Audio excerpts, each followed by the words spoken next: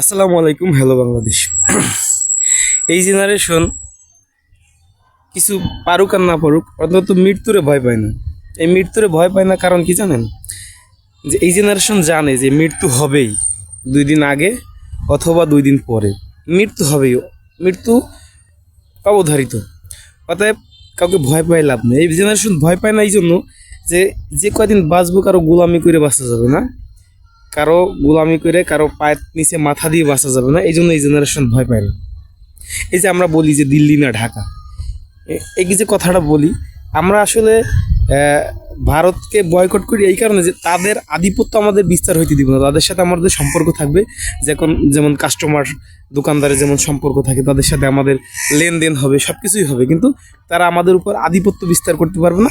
এইটাই আমাদের চাওয়া, এইটাই বাংলাদেশের নতুন প্রজন্মের, এই তরুণ প্রজন্মের চাওয়া। ধন্যবাদ সবাইকে।